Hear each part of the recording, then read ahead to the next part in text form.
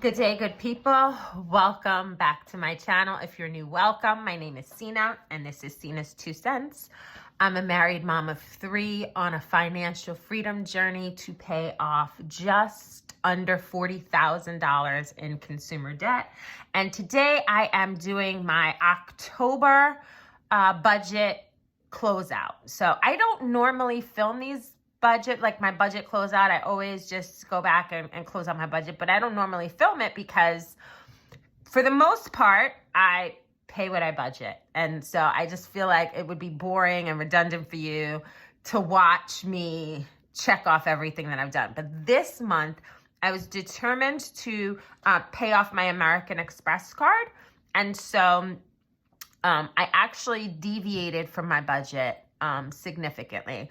After I created the budget and the month began, I realized that if I did not pay off my card this month, I would have to pay an annual fee. And the Amex annual fee is I think it's something like $495. And I just was like, it seems crazy to pay almost $500 for something that I don't use and I'm not going to use in the future. So I just wanted to take care of it, pay the bill, and then close the account and be done with that fee. So let's go through the numbers and I will show you kind of how it happened. Okay, so my income source is just my paycheck. At the end of September, I got a very small raise, and I wasn't sure what my paychecks were going to come to, what the total was going to be on my paycheck.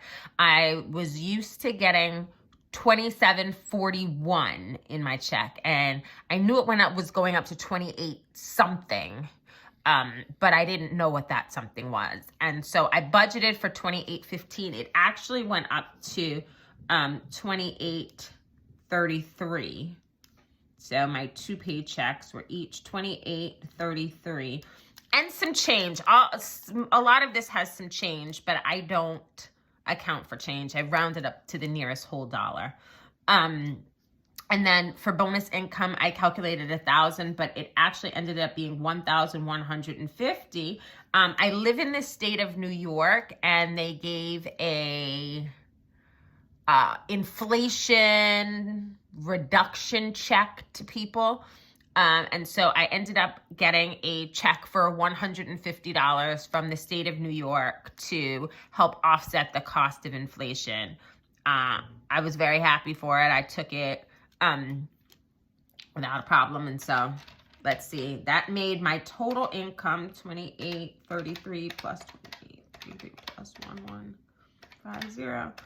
So instead of the $66.30 that I thought my income was going to be, it came to $68.16. That's what, is that right?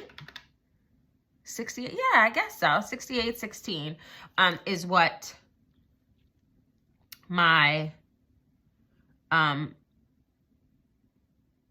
income was for the month of October.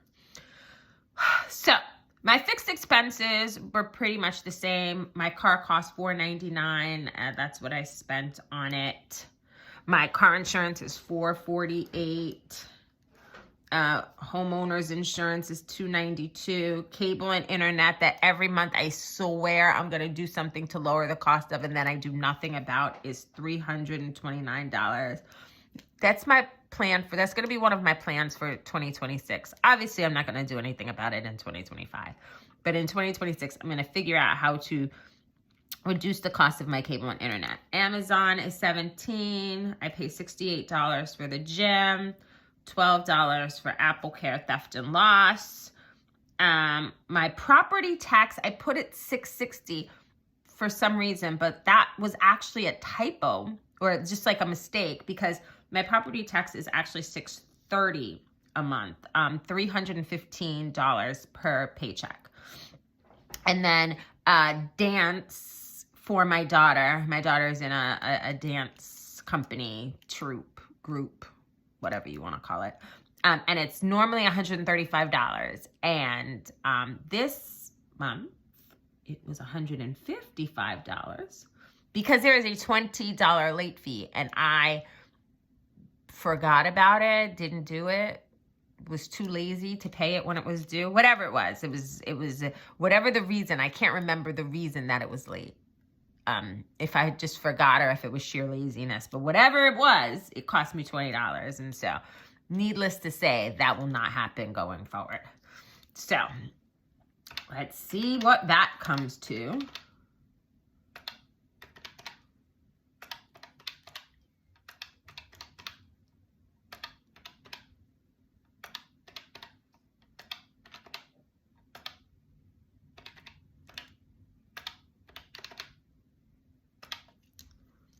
So $24.50 is the total. Now here in the variable expenses is where I kind of made all of the savings that allowed me to pay down my Amex card. So for groceries, I normally spend $400 on groceries. We are a family of 5 technically, but 2 of my daughters are in college. And so there's 3 of us home on a full-time basis. Although they do go to school close enough to home to often show up here. For the most part, we're a family of 3. So I spend $400 normally, but October was a shop the pantry month. And normally, the end of October, the beginning of November, we do a shop the pantry anyway, so that the freezer, the deep freeze, the fridge is all cleaned out before the start of the holidays. But this month I went hard. I'm like, we're only eating what we already have. So defrost that like a lamb in the back, and that's what we're gonna have. Or, we're having pasta again. We had couple soups. They're good. And filling, but yeah, that's it. I was like, we're not spending money on food we don't have. Obviously, some staples you have to buy, eggs and milk and stuff. So we ended up spending this month on groceries $59. I know. Even I was surprised to buy it. I had to go through my receipts and check again. Gasoline, I actually only spent $56 out of the $160 that I had budgeted. I filled up my car once instead of 2.5 times or twice. But I was seriously saving money this month, so I didn't go anywhere anyway. Personal, I normally give myself $200, $100 per paycheck. And this time I gave myself $50 per paycheck, so only $100. And to be completely honest, some of this personal money, I supplemented some groceries. I went out and bought something out of my own money. It was what it was. Kids, I actually spent the whole $120. This is just like $10 per week per kid, to just make sure they have some money in their pocket. Miscellaneous is usually unbudgeted expenses. I spent $0 on that because we were not getting anything that was not budgeted for. Family fun. Normally I put $100 in there. We spent $25, and I think this was like, we ended up going driving out to my daughter's school and getting like Taco Bell on the way, and we took that out of family fun. Eating out, we spent $17 eating out, and I literally think that was like Dunkin' Donuts one day. For household, we budgeted $50 and ended up spending $22. Paper towels and some cleaning stuff, I think, is the only thing that I ended up buying.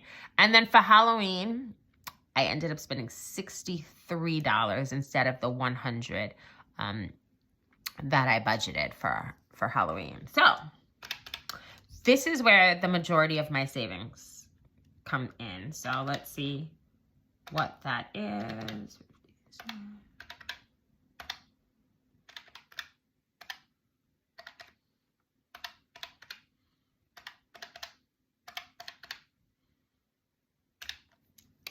So instead of the $1,270 we budgeted for variable expenses, we ended up spending $462. It sort of makes me feel like we could live on a lot less, but to be completely honest, I don't want to live permanently the way I lived last month. Like literally, I want to do that every month. But it's nice to know that we can if we have to, especially since if you've been watching my channel, you will know that a couple of months ago, my husband and his employer decided to uncouple. And so he is currently unemployed right now. So it's nice to know that we can live on less if we have to. Because you just don't know in this economy what the future holds. Okay, so savings and investing. $400 I normally put in sinking funds. Like I have one designated sinking fund, which is a tax sinking fund. But other than that, I just have a general sort of sinking fund that everything that I need comes from. So I put $400 a month in that general sinking fund. And then as I need something, I take money out of there. Well, it didn't make any sense to put any money into the sinking fund just to take it out to pay the American Express bill. So I put no money into sinking funds, but I'm always going to fund my Roth IRA because future Sina has asked that I consider her too. And we don't want to be old and forced to eat cat food because present Sina didn't make plans. So $200 there. Emergency fund gets $400 until it is fully funded, which should be sometime next year. And so instead of the $1,000 that I had planned to spend in savings and investing, I actually ended up only spending $600. And finally, to my debt category. So we're going to, the American Express bill, we paid the entire balance with our savings, which was $1,835. I always put $400 on my Barclay card. Normally, I put $200 on the Citi card plus whatever extra debt. This month, it was going to be $500, but actually the extra debt went to the American Express card. But instead of the $200, I actually put everything from my budget that was left over. And so that was $466. And finally, the Discover card, I always pay $600. I actually paid $603 because when I can, I like to pay things to an even number. So no dollars and no cents left. And so extra debt was incorporated into this number right here. And so in $1,835 plus $400 plus $466 plus $603 equals $3,304. Is what I paid in debt. And so I'm pretty sure this came out to zero because I had no money left over, but let's just check it out. My total income was $6,816. My total expenses were $2,450 in fixed expenses plus $462 in variable expenses plus $600 in savings and investing plus $3,304 in debt, and it came to $6,816, my zero-based budget. So that's how I did it this month, how I paid off my American Express card. It lets me know that when I really want to, I can sacrifice, make adjustments to take care of the debt. living like this is not something that I would want to do every month, not going anywhere, not spending any money. I understand the concept of doing it, but the reality is that you never know what life is going to bring. And life is also supposed to be enjoyed. Right? Like, we're only here once. We're not here for a long time, so we might as well be here for a good time.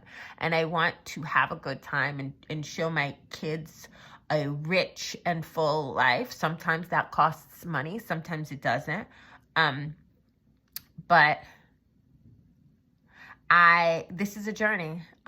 This month, paying off debt was my priority. And so I'm glad that I was able to figure out a way to do it. And let's see what the future holds.